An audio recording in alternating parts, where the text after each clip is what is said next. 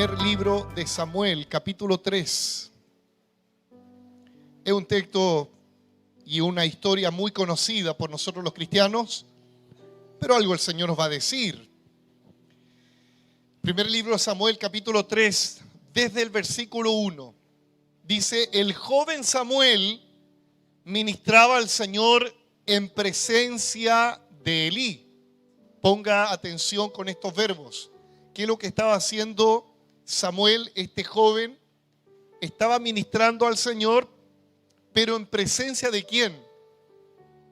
De Elí. ¿Quién era Elí? El sacerdote de turno.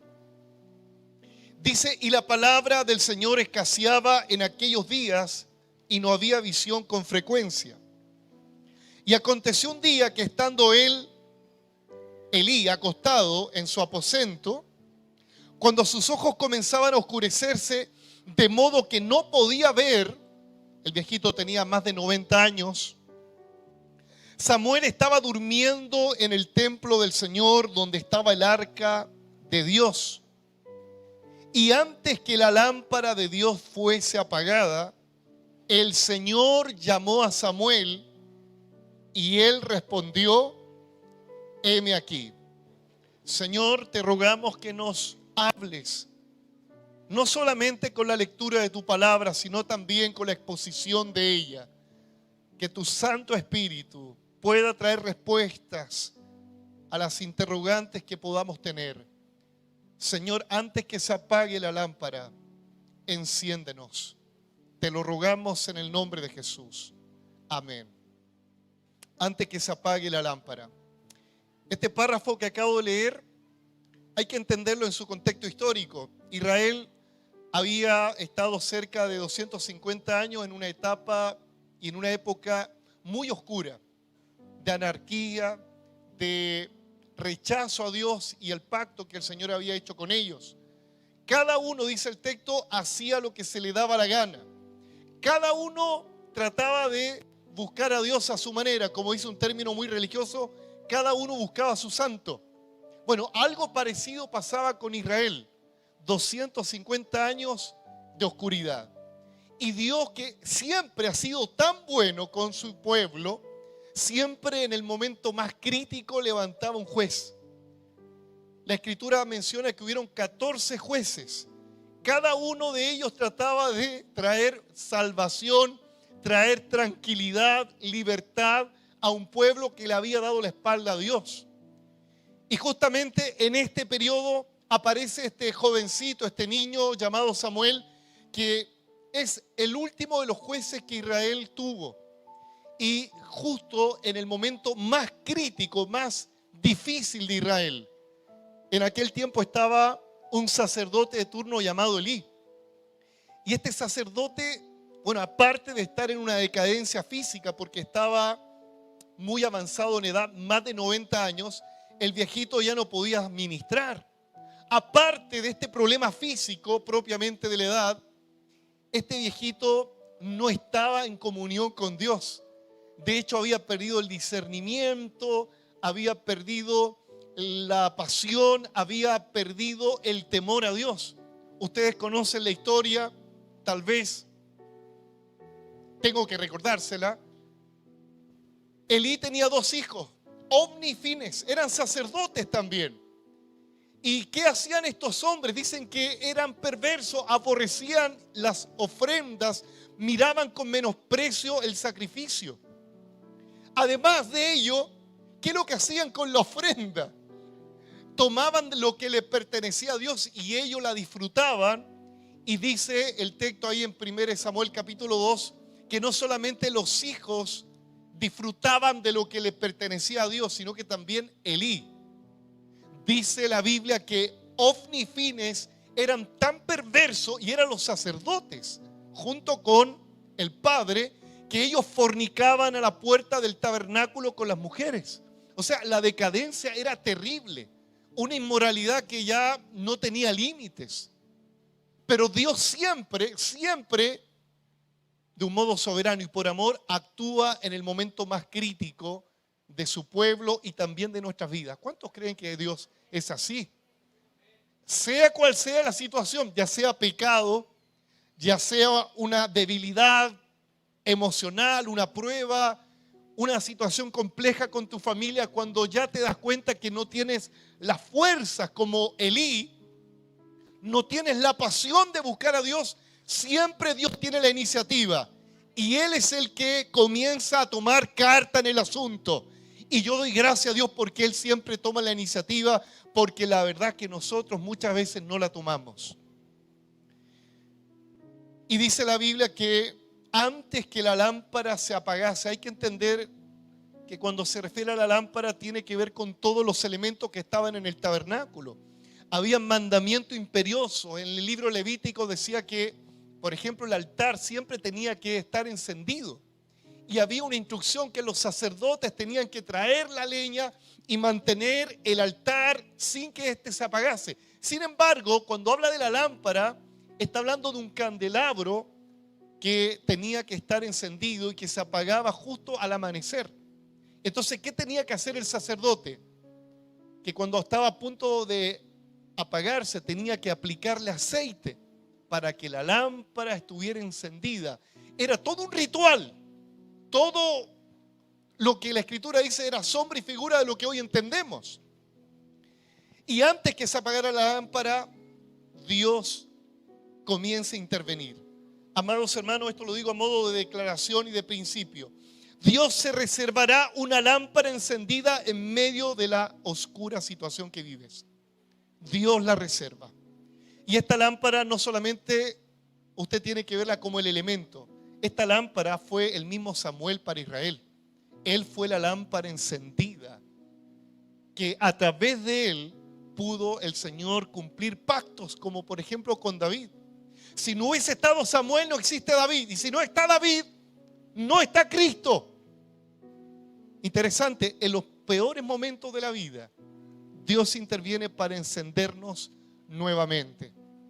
Y si Dios reserva una lámpara, la pregunta es: ¿de qué manera Dios puede reservar una lámpara encendida en los peores momentos que nosotros enfrentamos? A través de este párrafo quiero hablar acerca de dos acciones. La primera acción es evaluar nuestra oscura situación. Tenemos que evaluarnos. Hay algo que me llama la atención, que cada vez que nosotros nos acercamos a Dios, es como que nos acercáramos más a ese foco. No quiero decir que Dios sea el foco, pero cada vez que tú te acercas a la luz, te das cuenta de tus imperfecciones, ¿o no?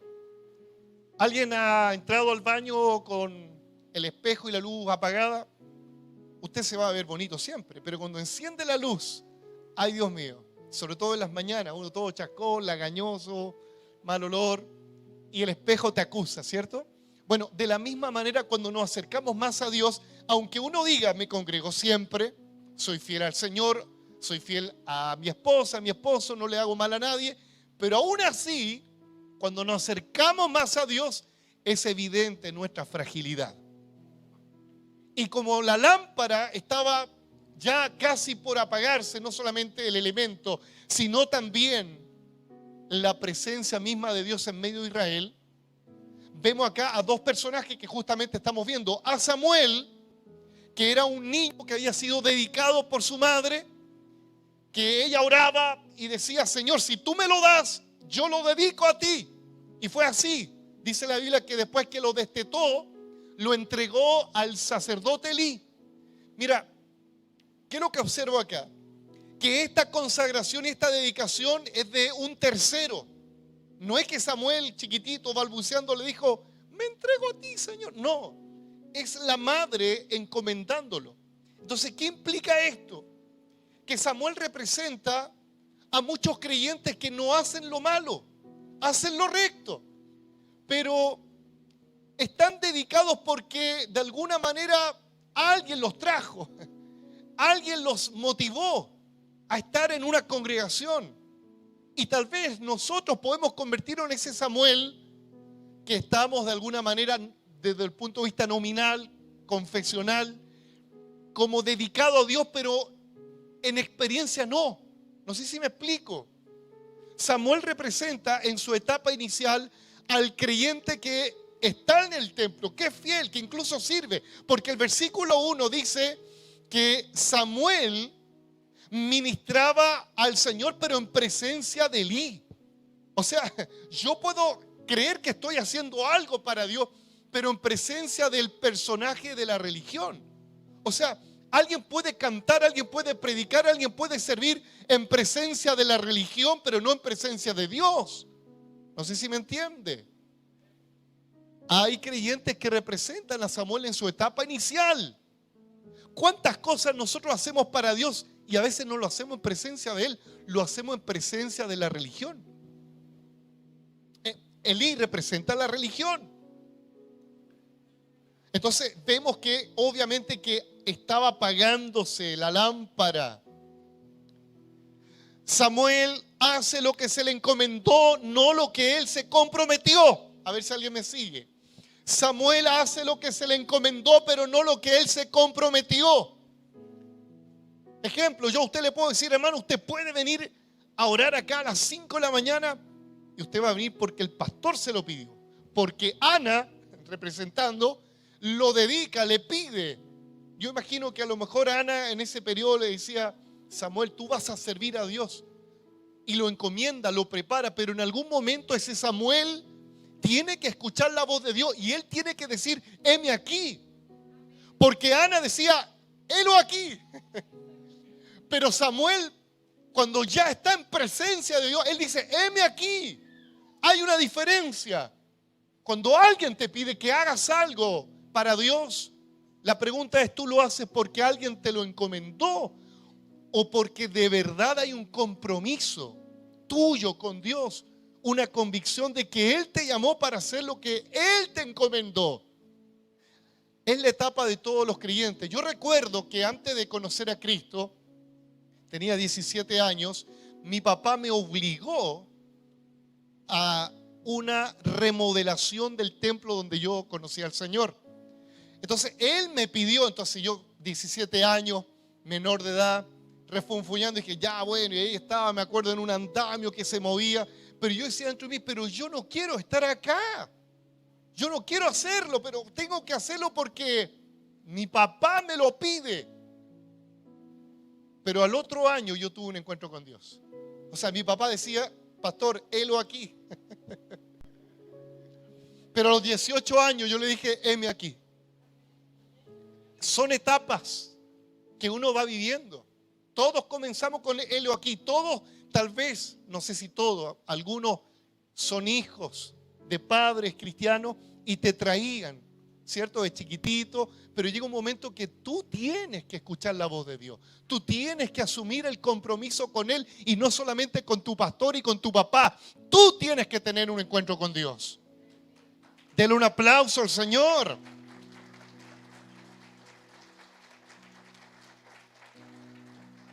Samuel tenía incluso atuendos, tenía el efod de chiquitito.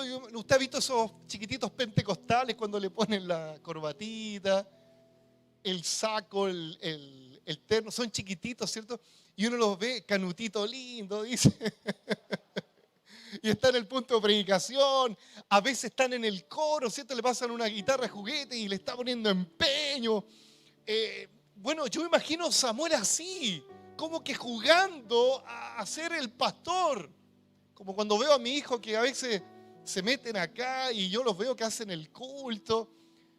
Es una etapa linda. Quienes tienen hijos chicos y ven que sus padres sirven, emociona, pero en algún momento tú dices, del juego pasarán al compromiso y a la devoción. Del juego pasarán al compromiso y a la devoción. Por otra parte también estaba Elí. O sea, el tema estaba crítico. Crítico por Samuel, que él no tiene la culpa. Todos apostaban por Samuel, pero Samuel no estaba todavía preparado. Y Elí, un hombre, como les dije, avanzado en edad, el tipo de verdad que ya no tenía las fuerzas. Y es más, Elí representa a aquel creyente que tiene experiencia, trayectoria, pero que por alguna razón comienza a desprenderse de Dios, a desprenderse de la luz del Evangelio de Cristo, y ya empieza a ver nublado, no solamente por la vejez, sino que empieza a ver nublado porque no hay comunión con la luz del Señor. Elí representa justamente ese personaje que sabe todo lo que ocurre en una iglesia, pero no tiene temor por el Señor, pierde el temor. No estorbaba, no reprendía a Ofni y a Fines, dice el texto, 1 Samuel capítulo 2. O sea, sabía que sus hijos fornicaban en el templo, pero él era cómplice. O sea, llega un momento de decadencia espiritual que el pecado comenzamos a naturalizarlo y eso es peligroso. Y comenzamos a decir, bueno, todos pecan. Bueno, un desliz, una canita al aire. Todos lo hacen. Entonces cuando comenzamos a decir, bueno, si son jóvenes todavía, tienen que aprender. Mire, si sus hijos están bajo su dirección, su casa, independiente de la edad que tienen que sujetarse a usted. Y usted no debe permitir que haya borrachera dentro de su casa si usted es el papá, la mamá, los dueños de casa. Usted no debe permitir que el chico con la chica vayan a la habitación solo en su casa, porque usted debe estorbarlo. ¿Qué es lo que hizo Elí? No los estorbó. Y el Señor reprende a Elí. 1 Samuel capítulo 2 versículo 29, en la versión NTV dice: entonces, ¿por qué menosprecian mis sacrificios? O sea, apliquémoslo. ¿Por qué menosprecias la oración? ¿Por qué menosprecias el congregarte? Porque así comienza todo. No, Dios está en todos lados. ¿Para qué congregarme? Eso es menosprecio. ¿Aló? Cuando alguien dice, ¿para qué me voy a congregar? Es menosprecio a Dios. ¿Para qué voy a venir a la reunión de oración si lloro en mi casa? Menosprecio a la convocatoria. Ay, Dios, el pastor no toma desayuno. Y acá dice, ¿por qué le das más honor a tus hijos que a mí?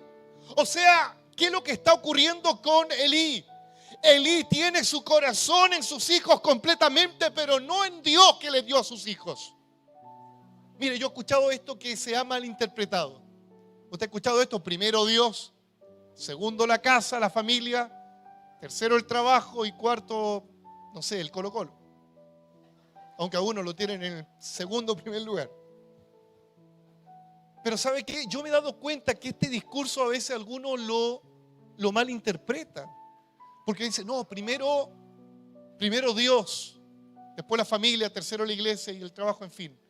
Hay gente que dice eso para justificarse que cualquier asunto familiar ha de restringirlo, ha de quitarle su pasión por Dios y por congregarse. Si fuéramos más bíblicos, Jesús dijo estas palabras: si alguno quiere ser mi discípulo y ama más a su padre y a su madre, más que a mí, no puede ser mi discípulo. Y mire, voy a decir algo que tal vez usted ya con esto ya no me va a saludar al final de la reunión.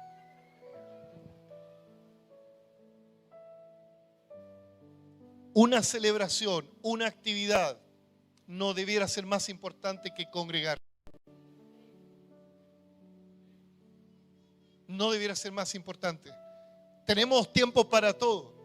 Pero ¿cuál es el problema? Que Elí muestra, pareciera, una actitud de piedad al considerar amor a sus hijos. Pero Dios dice, tú honras más a tus hijos que a mí. O sea, tú honras más tu familia que a mí. Le hago una pregunta, ¿usted honra más a sus hijos que a Dios? ¿Quién es primero en usted? Dios. Cuando usted se levanta cada mañana a las 5 de la mañana para ponerle el hombro, usted va a la habitación de su hijo y le dice románticamente, lo hago por ti. ¿Usted cuál es su razón de vivir por trabajar, por vivir? ¿Son sus hijos? Usted dice, pero pastor, no sea tan lapidario. Es verdad que los hijos nos motivan a trabajar, a sacarnos la mugre, pero por sobre los hijos, por sobre la esposa, por sobre el esposo, la honra, el esfuerzo, todo lo que hacemos debemos hacerlo como para el Señor. Como para el Señor. Den un aplauso de corazón al Señor. Elí tiene un cargo, pero no tiene carga. ¿Cómo es eso, pastor? Elí tiene cargo, él es el sacerdote de turno, pero no tiene una carga por ministrar, por servir al Señor. Porque Dios nos pone en una balanza. A veces no nos damos cuenta que la lámpara se está apagando. ¿Por qué? Porque nos acostumbramos y nos justificamos como los judíos cuando el Señor los confronta. Ellos decían, pero si no somos esclavos de nadie, somos hijos de Abraham. O sea, tenemos un orgullo tan grande por ser evangélicos, asambleas de Dios, ser de la iglesia Generación Encendida en Jesucristo. Pero eso de verdad no es lo más valioso. No es lo más valioso. La carga, este hombre la había perdido. ¿Por qué? Porque si hubiese tenido una carga, él hubiese estado atento a que la lámpara no se apagara. Pero él ya no estaba en esas labores. Es triste saber que a veces nos podemos acostumbrar a hacer algo para Dios, pero en presencia de Él, pero no en presencia de Dios. No sé si alguien me capta. Nos podemos acostumbrar a hacer algo en presencia del pastor Sergio, en presencia de la iglesia, pero no en presencia de Dios. Esa es la decadencia que está pasando Israel. Escaseaba la palabra, escaseaba la visión.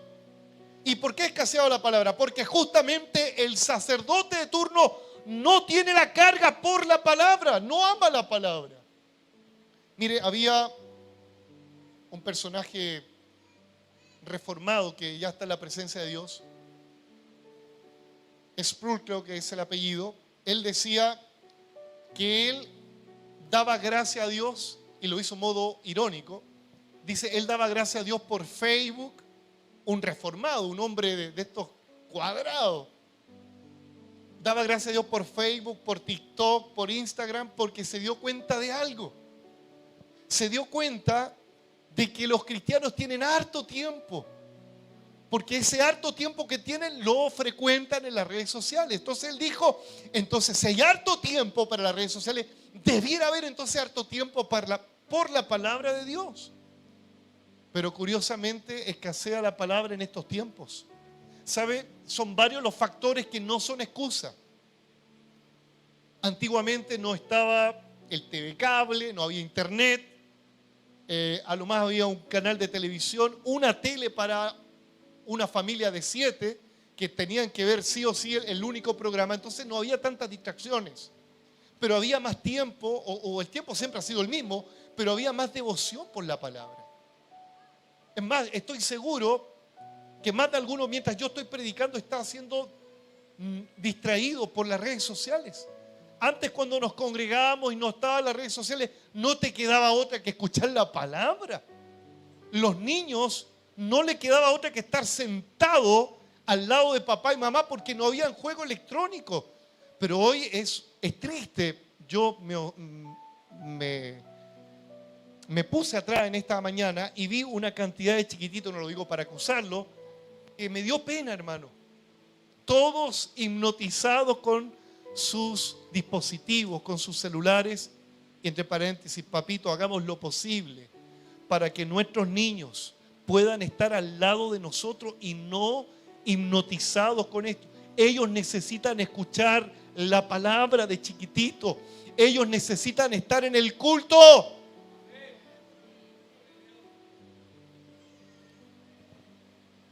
La pregunta es, ¿tenemos un cargo, tenemos una carga? No había revelación. La palabra cuando habla de revelación o visión está diciendo lo mismo. No había iluminación en las decisiones. Y esto tiene que ver con las consecuencias también de lo que ellos están viviendo.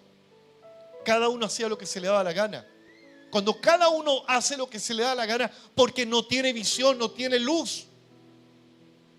Es más, dice el Proverbio capítulo 29, versículo 18.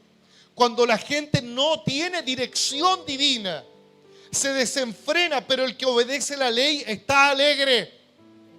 O sea, cuando hay dirección, cuando hay palabra, cuando la palabra ilumina nuestro caminar, es muy difícil que podamos errar. Vamos a tener claro toda la decisión que tomaremos por dirección del Señor, del Espíritu y su palabra.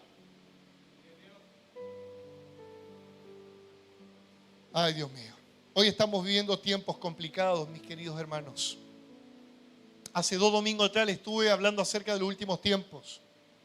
Y una de las características de los últimos tiempos es que justamente va a escasear la palabra, y no porque falte Biblias, no porque falte recursos para que no tengamos la capacidad o el tiempo para leer la palabra, es porque está escrito. O sea, hay algo que está adormeciendo o que está hipnotizando a la iglesia, es el espíritu del anticristo y un espíritu de apostasía.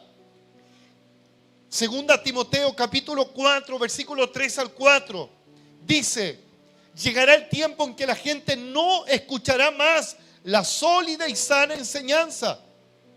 Llegará el tiempo, ya llegó el tiempo.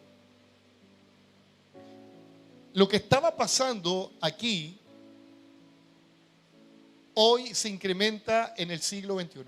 O sea, si en este tiempo ya no había palabra, y no porque los rollos se habían escondido, es porque el sacerdote había menospreciado, dice el texto, todo lo del Señor. Dice: seguirán sus propios deseos, buscarán maestros que le digan lo que sus oídos se mueren por oír. Rechazarán la verdad, irán tras los mitos. Y eso es lo que ocurre. Hoy llenamos los conciertos cristianos, hay efervescencia, y no es malo ir a un concierto cristiano. Hay paseo de bautismo, hermano, hasta el Bobby, el gato, todos se suben a la micro y vamos todos porque hay asado. De hecho, hemos ocupado estrategia, los varones no se han dado ni cuenta, pero con Felipe decimos: hagamos un asadito, choripanes. Llegan, hermanos, pero con un júbilo, con una alegría, porque hay choripanes, asado. Ay, Dios mío, Señor. Pero es la realidad. Nos convocamos, Felipe, convoquémosla a orar a las 5 de la mañana a los varones, en ayuno. Ya. Se fue el júbilo, se fue la alegría. Porque es nuestra naturaleza, pero no por ello tenemos que acomodarnos a ello. Rechazarán la verdad, irán tras los mitos. Hoy como nunca vemos que se menosprecia lo que antes era tan valioso. Se menosprecia los cultos de oración, se menosprecia el ayuno, se menosprecia el tener tiempo de búsqueda intensa. Hay gente que dice: el culto de oración es fome, ¿para qué acudir? Pero hay gente que le fascina cuando es el domingo, cuando hay luces, cuando está la batería, cuando hay ruido. Mis queridos hermanos, nuestra mayor pasión y necesidad no debiera ser una celebración, sino que el Dios al que celebramos, al Dios que celebramos. ¿Sabe lo que observo acá? Que este hombre Elí, aparte que ya no tenía discernimiento. ¿Se acuerda cuando Ana estaba pidiéndole un hijo a Dios y quebrantada balbuceaba? Y Elí la miró y dijo: este es gato negro, bigoteado, algo tiene esta mujer, está borracha. Cuando el hombre y la mujer de Dios pierde su relación con Dios, no se da cuenta lo que hay en el entorno, no discierne lo espiritual, no se da cuenta cuando hay demonio, no se da cuenta cuando hay pecado, vive como un hombre ciego, pegándole con un bastón, inexperto, sabiendo por dónde dirigirse. Elí está perdiendo completamente la dirección del Señor. Y así me doy cuenta que lamentablemente la iglesia, a nivel general, pareciera que el gran peligro de nosotros, los ministros, los pastores y los servidores del Señor, que nos acostumbramos a servir en presencia de la religión, de la Asamblea de Dios, de la denominación, pero no nos damos cuenta que no estamos sirviendo en presencia de Dios, y eso es patético. Samuel sirve en presencia de Elí, pero aún no sirve en la presencia de Dios. Y por otra parte, Elí no está en comunión con Dios. En la década del 90, del 70 al 90, la iglesia en Chile creció mucho. Tengo un gráfico, una estadística de la Universidad Católica que señala que desde el 2010 la iglesia está no creciendo, está decreciendo, está bajando su cantidad de miembros. ¿Y sabe por qué? Porque la lámpara se nos está apagando. Y cuando la lámpara se apaga en quienes somos líderes, servidores del Señor, no tenemos discernimiento para ver que quienes están en nuestro entorno son potenciales pastores, evangelistas, misioneros. Por eso hoy la iglesia no planta tanta congregación nueva, porque lamentablemente estamos en presencia de la religión y no en presencia de Dios, y no nos damos cuenta, no discernimos quiénes están en medio de nosotros. Tienen un llamado a las misiones, a plantar iglesia, a extender el reino de Dios. ¿Por qué? Porque la lámpara se nos está apagando. Justamente está nuestro pastor Carlos Campos, que tal vez pueda dar testimonio de lo que estoy señalando.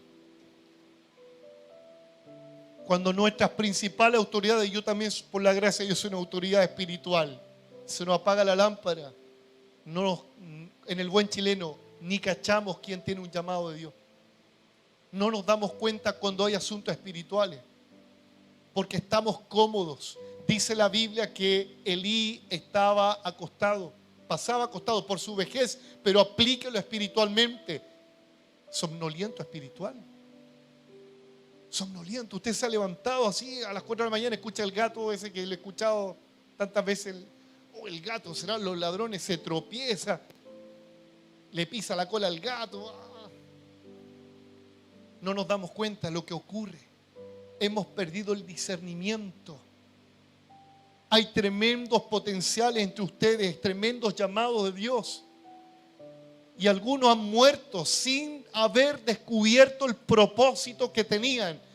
¿Sabes por qué? Porque lamentablemente, y aquí hago un mea culpa, nosotros los pastores no vemos el potencial que ustedes tienen. No vemos el potencial. Porque hemos creado un ministerio ensimismado en nosotros mismos. Estoy no hablando como un juez, yo me pongo también en la palestra. Ay, pastor, que está fuerte esto. Sí, lamentablemente está fuerte. Yo no sé si usted sabía, pero el 38% de los pastores en Estados Unidos, desde el año 2021, están terminando con su ministerio. Y lo curioso que esta encuesta señala que eran pastores menores de 45 años. O sea, uno dice menores de 45 años con todo el vigor, con toda la fuerza. O sea, es raro que un hombre de menos de 45 años quiera desertar algo porque está todavía con energía. Pero curiosamente el 38% de los pastores en Estados Unidos está desertando. 4.000 iglesias se cerraron el año 2021. Bueno, producto de la pandemia sí, pero 4.000 iglesias se cerraron en Estados Unidos. ¿Qué ocurre? La lámpara se está apagando, pero gracias al Señor que Él interviene cuando está todo arruinado, todo por el suelo. Dios no depende de nosotros. Dios no depende de usted ni de mí. Dios depende del mismo. ¿Para qué? Para avivar a su iglesia. Porque Él es el que la prepara. Él es el que nos plancha para que no estemos arrugados. Él es el que nos santifica. Si tú no tienes ganas de buscar a Dios, si estás como Elí, somnoliento, teniendo un tremendo conocimiento de Dios, pero no estás sirviendo al Señor, no estás en comunión con Dios, o eres un Samuel que te traen a la iglesia, que te traen al culto, que te traen por algo, quiero decirte que Dios intervendrá sí o sí. Él no depende de tu oración, no depende de mi ayuno, no depende de mis actividades. Dios es soberano y Él manifiesta su poder en medio de la decadencia. Él se manifestará. Tú no tienes fuerza, pero Él vendrá por ti. Tú escuchas del Dios de tus padres, pero en este día tú tendrás que experimentar al Dios de tu Padre. Ya no te van a traer, tú vas a venir. Amén, gloria a Dios. Gracias, Señor. Es más, yo soy producto, y lo digo con mucho respeto,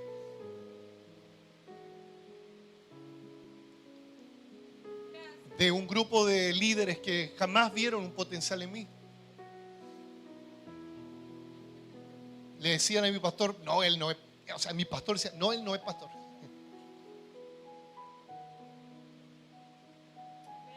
Y no lo digo con así como con el corazón desgarrado, así como Rambo después de tantas batallas. No. Yo nunca quise ser pastor por lo demás. Pero Él me llamó.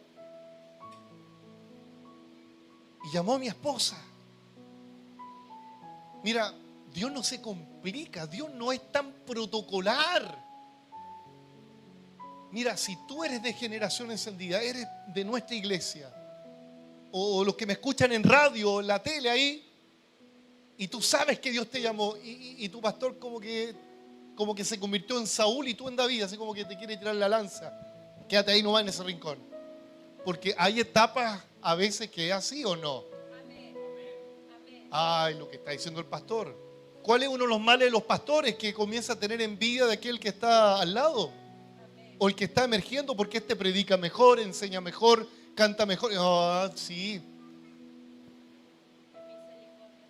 Ay, Dios.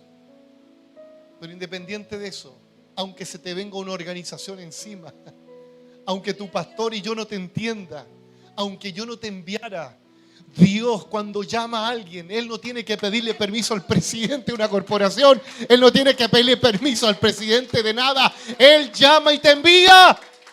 Y Él proveerá al grupo de ancianos y pastores que te enviarán. Él lo va a hacer.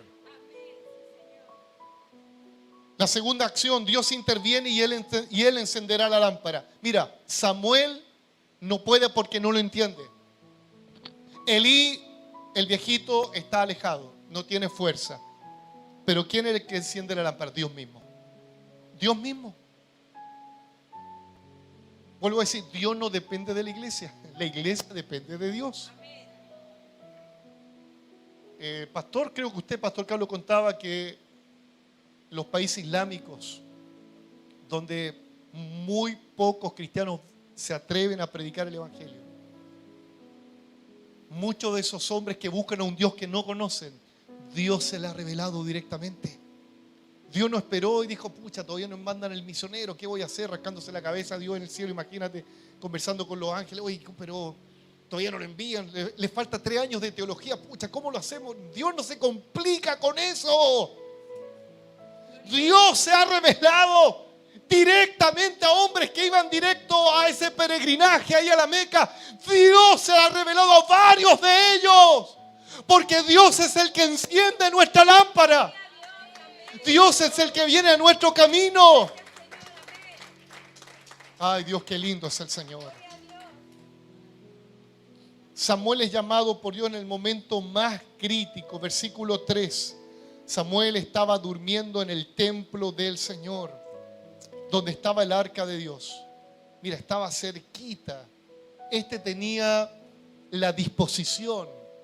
Este estaba dispuesto, estaba cerca del arca de Dios. Y antes que la lámpara del Señor, antes que la lámpara de Dios fuese apagada, el Señor llamó a Samuel y él respondió, heme aquí.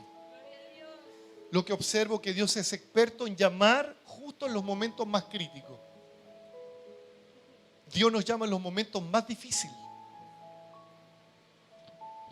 Creo que todos tenemos un testimonio que contar. Dios me llamó en el momento que estuve a punto, alguno dirá, de terminar con mi vida. ¿Cuántos están en ese testimonio? Dios me llamó justo cuando mi matrimonio estaba a punto de romperse. Dios intervino y me llamó. Mire, el llamado de Dios implica 2 asuntos. Primero, Él te llama para que estés con Él. Pero también Él te llama para enviarte con el fin que Él ya planificó. Él te llama para que tú estés con Él y Él te llama para que puedas hacer lo que Él te encomendó. Dios llamó a Isaías. ¿En qué momento Dios llamó a Isaías? En el momento de la tristeza. Había partido Uzías, probablemente un familiar directo. Él estaba acongojado, estaba en el templo, en el velorio a lo mejor, y Dios se le revela. Y cuando Dios se le revela, inmediatamente viene una misión.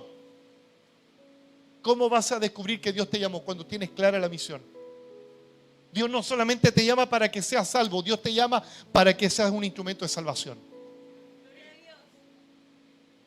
Todos los llamados de Dios tienen un fin: salvarte, rescatarte, bendecirte, pero tú seas un instrumento de bendición. Dios llamó a Jeremías un inexperto.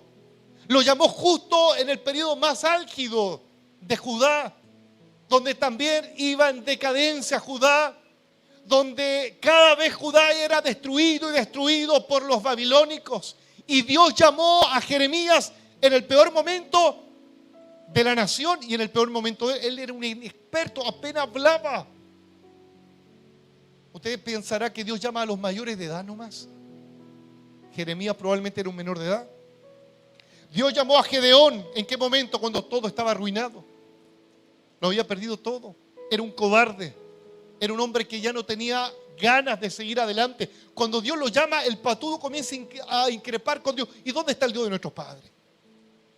Nos ha sobrevivido todo esto, dudando del llamado de Dios. Pero aún Dios con tanta paciencia lo convenció. ¿Cuántos hombres como Gedeón están acá? Cobardes, arruinados. Pero te tengo una buena noticia. En el peor momento Dios te llama. En la enfermedad, en la escasez, Dios te llama. Dios llamó a un estafador, a Leví y a Mateo. Y los llamó y le dijo, sígueme inmediatamente. Dios llamó a un Pedro, un hombre vulgar. Y le mostró su gloria, pero también le dijo, te haré pescador de personas. Dios te llamó a ti, Dios me llamó a mí. En el peor momento, Dios nos llama. Ay, Dios mío. Gracias, Señor. Es verdad que a la primera a veces no entendemos que Dios nos llama. Samuel le pasó eso. Dios llama a Samuel y como Samuel no conocía a Dios, no se le había revelado Dios, él ¿a dónde acude? Al sacerdote. Acude al sacerdote. ¿Y qué le dice? ¿Me has llamado? Anda a acostarte, hombre. Yo no te estoy llamando. Por segunda vez, Dios llama a Samuel. Y él ahí todo trasnochado. ¿Me estás llamando? Dice la Biblia, antes que la lámpara se apagase. O sea, todo da a entender que el llamado fue a primera hora. Cuando recién estaba aclarando el día, antes que la lámpara se apagase. Quiero decirte que eso significa diligencia. Dios es diligente en llamarte. Todo lo que uno hace a primera hora, eso es diligencia. Dios no te deja al final de su agenda. Dios te tiene en la primera lista de su agenda para llamarte. No estás ahí al final, no. Dios te tiene en el primer lugar de su agenda. Y Él te dice, José, María, Carlos, te tengo en la primera lista. Te estoy llamando. Te estoy llamando. Aleluya. A la segunda, el sacerdote se da cuenta, el viejito, porque tenía experiencia, pero no tenía comunión. No es lo mismo que tener experiencia que tener comunión. Hay gente que tiene experiencia en las cosas de Dios, pero no tiene comunión. Y la experiencia fue esa pequeña chispa para decirle a Samuel, Dios te está llamando. Y si te llama, dile, aquí estoy. Mira, amado hermano, tal vez tú no captas que Dios te está llamando, pero hace lo que hizo Samuel. Conversa con nosotros los pastores. Si Dios te está llamando a un ministerio, al servicio, y no lo tienes claro, haz lo que hizo Samuel. Conversa con el pastor, conversa con nosotros. Y por la gracia de Dios, y espero estar en plena comunión con el Espíritu para confirmar de que Dios te está llamando. De que Dios te está llamando. Aleluya. Y si ya no tienes encendida tu lámpara, porque tienes miedo, algo te ocurrió. ¿Sabe que el salmista David en el Salmo 18, cuando estaba en el peligro de ser asesinado por su hijo Absalón, en momentos de dificultad, porque en los momentos de miedo, ¿cuántos acá están pasando momentos de miedo? Malas noticias. ¿Sabe lo que dijo el salmista en el Salmo 18, 28? Tú encenderás mi lámpara. Jehová mi Dios alumbrará mis tinieblas. David no tenía cómo enfrentar a su hijo, Pero él declara: Señor, tú encenderás mi lámpara. Y eso quiero dejártelo claro. Tú tal vez no tienes fuerza para encender la lámpara, pero declara la palabra del Salmo: Señor, tú encenderás mi lámpara. Y en medio de las malas noticias, en medio de la amenaza, el Señor alumbrará tus tinieblas. Gloria a Dios. Dale un aplauso al Señor. Él encenderá tu lámpara y alumbrará tus tinieblas en medio de la lucha, del temor. Y si estás pasando la prueba difícil, porque en medio de la prueba a veces se nos apaga la lámpara. ¿Y a quién nos ha pasado? A mí me ha pasado que cuando estamos desanimados no oramos con tanta frecuencia. ¿O seré yo el único pecador que está diciendo esto?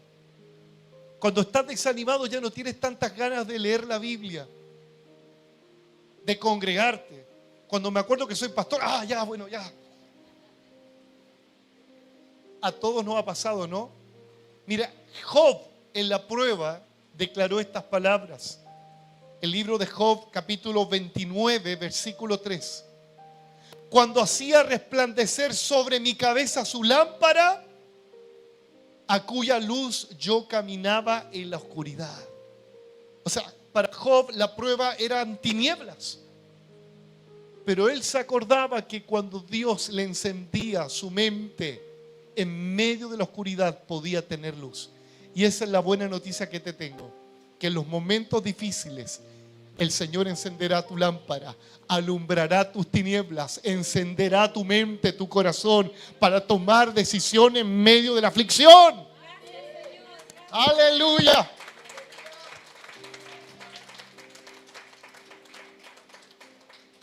Usted tal vez ha visto lo que está ocurriendo en Estados Unidos con este mover o avivamiento en la Universidad de Asbury y también en otras localidades. De verdad que ha sido sorprendente. Y lo curioso que no fueron los expertos de culto, los expertos en música, en conciertos, quienes comenzaron este mover. No fueron los apóstoles de renombre.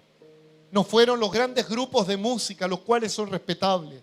Fueron jóvenes sencillos que comenzaron a buscar a Dios, y esto aún no se ha apagado. Dios comienza a encender la lámpara en el lugar que Él quiere. Y justamente en Estados Unidos, donde el 38% de los pastores está desertando, donde el año 2021 4.000 iglesias se cierran. Es decir, ¿cuál es la buena noticia? Que en medio de las familias que están por el suelo, en medio de los hijos que no quieren nada con Dios, en medio de la oscuridad, Dios intervendrá. Papá, mamá, tú no puedes tal vez encenderle la lámpara a tus hijos, pero la buena noticia que Dios encenderá la lámpara de tu esposo, la lámpara de tus hijos. Dios la encenderá. Dios la encenderá. Ellos tal vez no tienen la iniciativa, pero llévate esta palabra: Dios encenderá la lámpara de ellos. Y han criticado, dicen ahí los detractores típicos, yo no sé cómo llamar, los elí, tipos que no están conectados con Dios. Y dicen: no, que hay homosexuales en medio de ellos. Obvio, si en todos los lugares hay pecadores. No, hay borrachos ahí. Obvio, ¿por qué cree que el avivamiento es exclusivamente para los ángeles? Es para gente pecadora que tiene su lámpara apagada. El avivamiento es para nosotros que somos miserables, muchas veces débiles, pecadores. Necesitamos con urgencia la plenitud y un avivamiento del Espíritu Santo. Yo lo necesito. Yo necesito algo mayor. No me conformo con un culto bonito, como decía el hermano Luis. Que estuvo bonito el culto, dicen los hermanos. Y algunos hermanos: ¿cómo estuvo el culto? El Señor se portó bien, dicen algunos. ¿Cómo que se portó bien? Cantó más afinado el hermano Luis.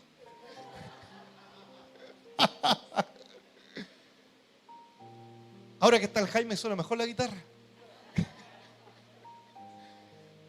Hermano, nos ponemos a opinar del culto como si esto fuera el festival de Viña, hermano. No, el sonido estuvo más o menos, ¿no? Bendito Dios. ¿Qué importa eso? ¿Qué importa eso? Dios está soplando de su espíritu en Estados Unidos y yo creo, hermano, lo digo con mucha humildad, no es necesario ir a Estados Unidos para traerse en un termo el agua caliente del espíritu y traerlo a Chile que no se enfríe. Ahora recíbanlo. No. ¿Cuántos miles de kilómetros hay para Estados Unidos para traer un avivamiento? Yo no creo que hay que ir para allá, tal vez sí para inspirarnos, para venir encendidos. ¿Por qué no? Pero estamos solamente a 50 centímetros de la presencia de Dios. Decirle, Señor, avívame. Avívame, quebrado ante ti, Señor, avívame. Avívame porque soy pecador, porque soy miserable, porque soy débil, porque escasea la palabra, porque no la leo, porque no oro, porque me cuesta venir al culto. Por eso avívame, Señor. Avívame, Señor. Aleluya. Recuerdo, y está Misael acá, yo siempre cuando cuento la historia añeja, siempre veo si estuvo la persona ahí. Toda la iglesia pasa en quiebre, hermano. Todas. No existe una iglesia que no tenga quiebre porque somos humanos. Y recuerdo que teníamos un lindo grupo de jóvenes. Misael Navarrete era mi líder de jóvenes, junto con Priscila. Y después ellos ya no estuvieron y quedaron otros líderes de jóvenes. Dividieron la iglesia, hermano. Fue terrible. Dividieron la iglesia, el pastor triste, acongojado. La lámpara del pastor se estaba apagando emocionalmente. Todos con la lámpara apagada. Porque cuando se divide una iglesia, se divide una familia, se divide un matrimonio, hay dolor. Entonces, ¿qué ocurrió? El pastor no dijo, ya vamos a nombrar a otro líder con ganas, vamos chiquillos. No, el pastor no tenía ganas de nada. Porque la mitad de la iglesia se fue a otro lugar. Entonces el pastor estaba a capa caída. Y recuerdo que estaba sentado los días que hacíamos reunión de jóvenes, un día domingo en la tarde, porque era la reunión de jóvenes, me senté en la banca, esa banca fría de madera, y me puse a llorar porque echaba de menos a los jóvenes, echaba de menos a Misael. Misael no dividió la iglesia, por si acaso no hay. No, pues hermano, que maquinando cosas. No. Misael siempre fue y ha sido un hombre de Dios con su esposa. Fueron otros. Y llega Edison. ¿Cuántos se acuerdan de Edison, Góngora? Llega Matías, todos tristes. ¿Y sabe lo que hicimos? Sin darnos cuenta, comenzamos a encender la lámpara orando. Nuestras reuniones de jóvenes por un año, ¿sabe cuáles fueron? ¿Está Daniel por ahí o no? Está Daniel. Orábamos. Era fome la reunión de jóvenes, porque antes teníamos luces. Antes todos saltábamos. La guitarra, la batería. Todo decía, la lámpara está encendida. Pero como no estaban los músicos, no estaba la fiesta, había dolor, había quebranto. ¿Sabe lo que hicimos? Buscar a Dios en oración. Jóvenes inexpertos como Samuel. Empezamos 3 jóvenes. Después se sumaron 4. Después 5. Después empezaron a venir personas que no eran jóvenes. Empezaron a buscar a Dios los domingos en la tarde.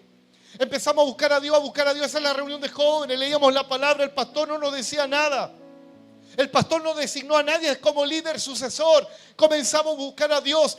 El Espíritu Santo comenzó a bautizar en Espíritu Santo y fuego. Nuevas lenguas comenzaron a brotar de estos jóvenes. Se armó un avivamiento en los cultos de la tarde. ¿Cuál era la estrategia? La estrategia era quebranto. La estrategia era oración. Que fome, pastor, me dirá un joven. Pero es el medio más tremendo que alguien tiene para buscar la presencia de Dios. Creció ese grupo. No había líder. Nunca el pastor me designó líder. De hecho, se formalizó el grupo de jóvenes. Yo nunca fui el líder de jóvenes. ¿Quién era? Sí, parece que el Sergito está a cargo, pero Yo no buscaba, hermano, que me pusieran un diploma, él es el líder de jóvenes. Yo no buscaba eso. Pero de ese grupo de jóvenes hoy hay misioneros que están en el norte. Hoy hay pastores que están en otros lugares. ¿Por qué le digo esto? Para la gloria del Señor. Que el momento del quebranto, el momento de la soledad, el momento difícil es el escenario propicio para que Dios avive tu vida. Es el momento propicio para que Él nos avive. Aleluya. Yo no sé si tu lámpara ya está apagada. Porque acá dice antes que se apagara. Yo no sé cómo estás brillando para el Señor. ¿Por qué no somos luz? ¿Por qué no evangelizamos? ¿Por qué no estamos comprometidos con las misiones? Simplemente porque la luz de la iglesia muchas veces está a punto de apagarse. Pero cuando somos llenos del aceite, de la presencia de Dios, no te tengo que exigir como Ana, haz esto para Dios. No te tengo que exigir que vayas a predicar, no te tengo que exigir que vengas a orar. El Espíritu Santo te incomoda, te conmueve, te hace predicar, te hace hablar, te hace congregarte, te hace servir. Le dirás al Señor en esta hora, heme aquí, Señor. Le dirás al Señor, aquí estoy. Porque Samuel fue una lámpara para Israel. Samuel fue una lámpara para Israel. El libro Apocalipsis, cuando Dios se revela a Juan y le dice, yo soy el que estoy en medio de las 7 estrellas y estoy en medio de los candelabros. Yo me paseo, dice el Señor. Las 7 estrellas representan a los ministros del Señor y los candelabros a las iglesias. Dios quiere encender no a uno. Aquí no existe el Capitán América y dice, oh, esta palabra es para mí. Yo era ese hombre. Canuto man. No, Dios quiere llamar a la iglesia. El candelabro en la iglesia, según la revelación en Apocalipsis, somos todos encendidos, somos todos apagados. Y Él está en medio. Póngase en pie, por favor. Oh Dios, oh Dios, enciende nuestras lámparas. Habla con Dios ahí. No te acostumbres a ser un Samuel que por costumbre sirve las cosas de Dios, pero aún no se le revela a Dios. No hagas solo lo que te he encomendado. No vengas solamente porque alguien te trajo, porque alguien te dedicó acá. No. Llega el momento que tienes un encuentro con Dios y ya tú tomas un compromiso con Él y con su obra. Oh Dios, tú estás llamando no a uno, estás llamando a tu iglesia. Estás llamando a tu iglesia. Y antes que la lámpara se apague, antes que la apostasía invada nuestro corazón, antes que el pecado nos domine, antes que ocurra lo peor, Dios, manifiéstate en nosotros. Oh Dios, manifiéstate en el hogar, en el matrimonio. Manifiéstate en el ministerio. Porque aquí el Espíritu me muestra que hay servidores como Elí. Tienen trayectoria, tienen experiencia, pero no tienen comunión hoy con Dios. Han permitido el pecado, han permitido que todo sea normal, pero Dios en esta hora dice, ¿por qué honras más tus asuntos y menosprecias mis sacrificios? Oh, brecai brotoi braquia brote y arabasoa. ¿Por qué estás tan ocupado honrando tus asuntos y no honras mi nombre? Dice el Señor. ¿Por qué menosprecias las convocatorias? Abrequía, Ambrote y Saragreya. ¿Por qué menosprecias, iglesia, el sacrificio? Oh, perdónanos, Señor. Porque aquí habemos Samueles y habemos Elí. A algunos no se le ha revelado el poder de Dios y otros viven solamente del recuerdo. Quiero hacer un llamado en esta hora.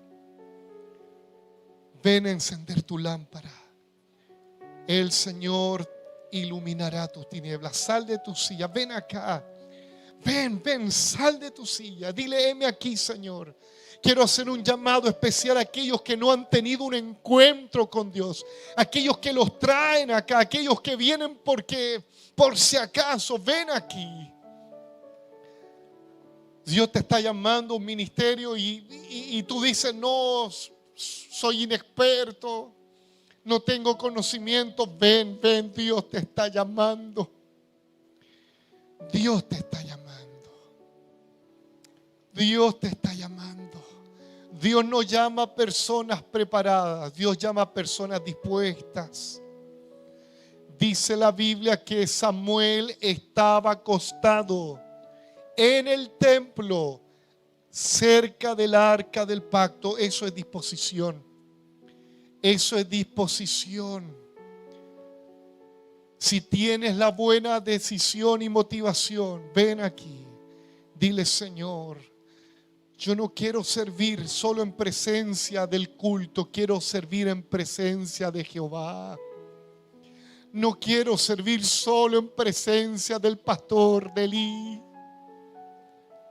Oh Dios, revélate a los que no te conocen en este lugar, a los que me escuchan en radio, a los que están en las redes. Manifiéstate a los Elí, a hombres que fueron tal vez, mujeres que antes estaban en comunión plena con el Espíritu. Antes que la lámpara se apague, interviene, Señor.